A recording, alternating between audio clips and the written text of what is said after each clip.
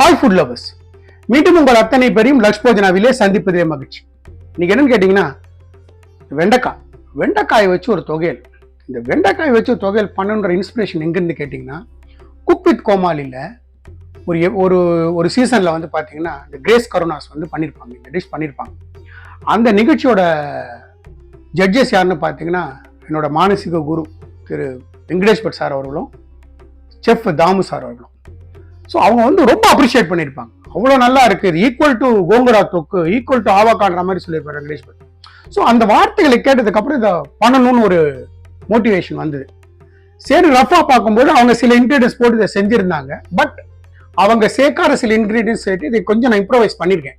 கொஞ்சம் ஆந்திரா, எப்போ அந்த கோங்குரா ஆவாக்கான்னு சொல்லிட்டாரோ, ஸோ அந்த ஆந்திரா டச் இதில் குழந்தை எப்படி இருக்குன்ற ஒரு இன்ஸ்பிரேஷனில் இதை கொஞ்சம் எனக்கு சேர்த்த மாதிரி சில இன்க்ரீடியன்ஸ் சேர்த்து பண்ணுறேன். வாங்க, வெண்டைக்காய் வச்சு ஒரு தொகையல் ஃபென்டாஸ்டிக்கா, ரைஸ் கூட டெட்லி காம்பினேஷன். வாங்க எப்படி செய்யலான்னு பார்க்கலாம்.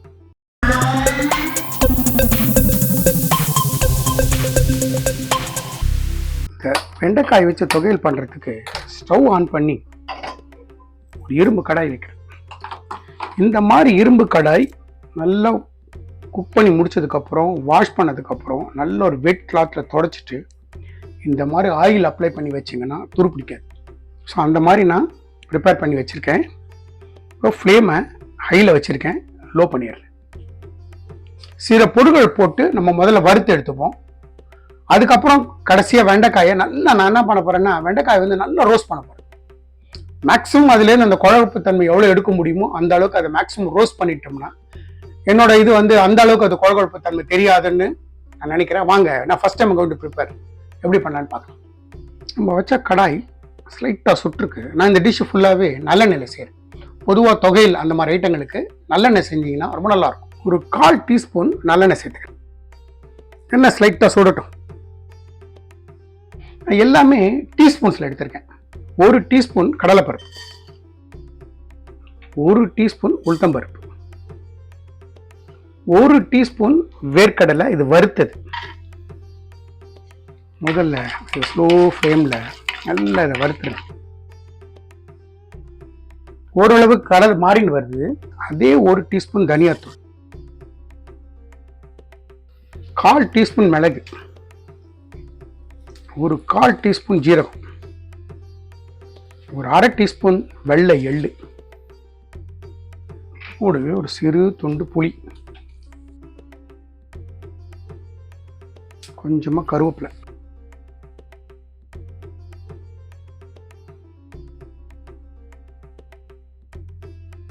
இதுலேயே 1 2 3 5 6 காஞ்ச மிளகாய்.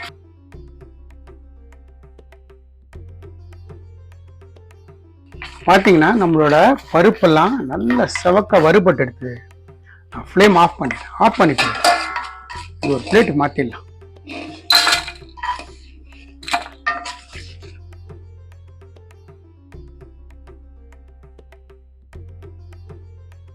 இந்த மாதிரி ஒரு பிளேட்டுக்கு எடுத்து இது முதல்ல ரூம் டெம்பரேச்சர் வரட்டும். இப்போது நம்ம அந்த வதக்கின கடாய் மறுபடியும் அதே சூடாக இருக்குது. மறுபடியும் நான் ஸ்டவ் ஆன் பண்ணுறேன். ஸ்டவ் ஆன் பண்ணிட்டு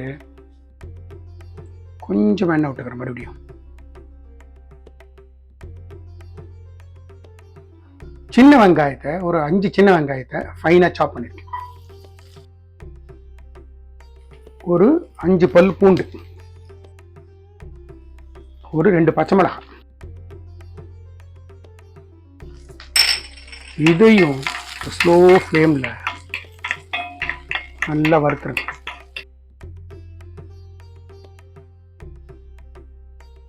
இப்போ நம்மளோட வெங்காயம் நல்லா வதங்கிட்டு வெங்காயத்தை இதே பிளேட்டில் ஓரமாக எடுத்துக்கிறேன். வெங்காயம், பூண்டு, பச்சை மிளகாய் இதே பிளேட்டில் ஓரமாக எடுத்துக்கிறேன். கொஞ்சமாக எண்ணெய் விட்டுக்கிறேன்.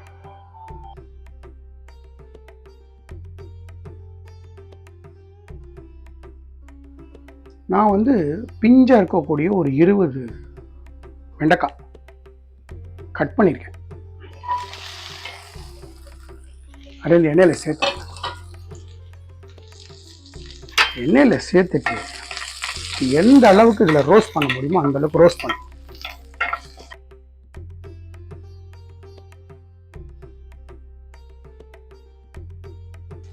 எண்ணெயில் நல்லா ரோஸ்ட் ஆகட்டும். எந்த ஸ்டேஜில் அது எடுக்கணும்னு நான் உங்களுக்கு சொல்கிறேன். நான் இந்த ஸ்டேஜில் ஒரு 1/4 டீஸ்பூன் உப்பு சேர்த்துக்கிறேன். உப்பு சேர்த்துட்டு இன்னும் வந்து நல்லா ரோஸ்ட் பண்ணும். இது நல்லா ரோஸ்ட் ஆகும். இது நல்லா ரோஸ்ட் ஆகி, உப்பு நான் போடுறதுக்கு காரணம் சீக்கிரம் ரோஸ்ட் ஆகி வரதுக்காக தான். லோ ஃப்ளேமில் நல்லா ரோஸ்ட் பண்ணும்.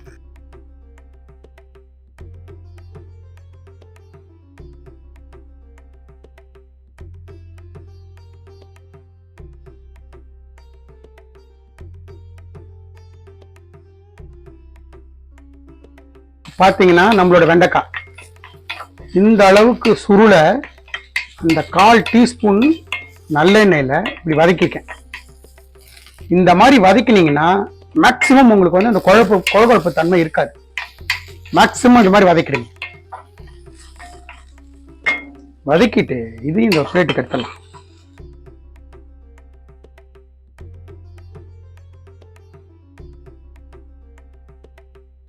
இதையும் எடுத்து நல்லா பரத்தி விட்டுறோம். இதுவும் நல்லா ரூம் டெம்பரேச்சர் வரட்டும். முதல்ல நம்ம வறுத்ததெல்லாம் ரூம் டெம்பரேச்சர் வந்துடுது. முதல்ல என்ன பண்ணுறேன், மிளகாத்தூள், தனியா, வேர்க்கடலை, கடலைப்பருப்பு, உளுத்தம்பருப்பு, ஜீரகம், மிளகு, எள்ளு எல்லாத்தையும்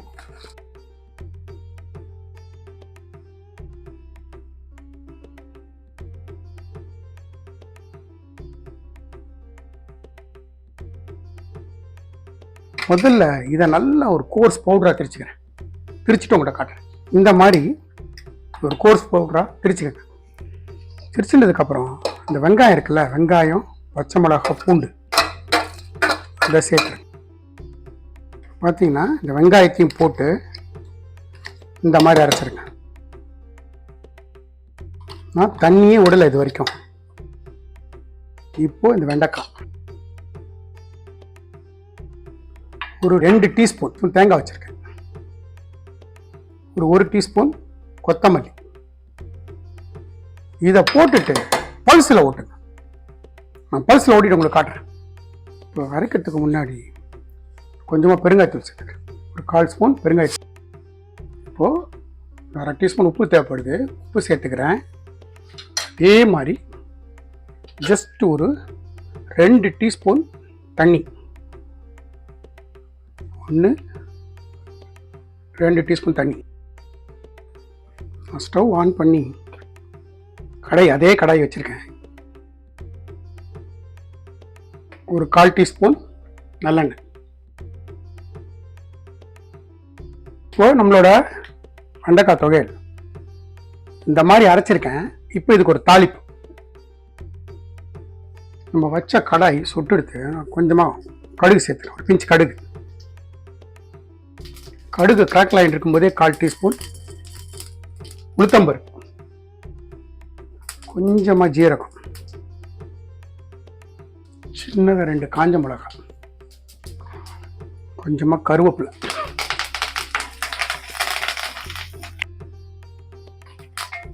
பருப்பு ஸ்லைட்டாக கலர் மாறட்டும்.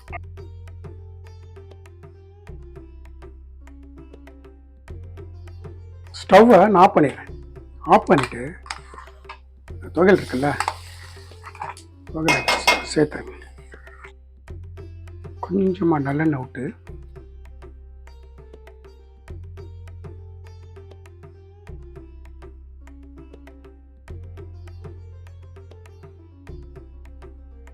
பார்த்தீங்களா நம்மளோட வெண்டைக்காய் தொகையல்.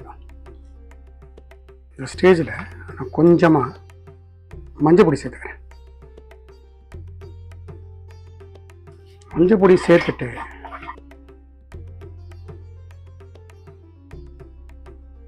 இந்த மாதிரி இதில் நல்ல எண்ணெயில் பரட்டிட்டிங்கன்னா நம்மளோட வெண்டைக்காய் தொகையல் தயார். குக் வித் கோமாளியில் கிரேஸ் மேடம் செஞ்ச ஒரு வெண்டைக்காய் வச்ச ஒரு தொகையல். First I sincerely thank cook with Komali team Venkatesh Bhat sir, Damu sir and Grace madam இந்த மாதிரி ரெசிபி கொடுத்ததுக்கு அவங்களுக்கு நன்றி. அந்த ரெசிபியோட இன்ஸ்பிரேஷனில் தான் இதை பண்ணியிருக்கேன்.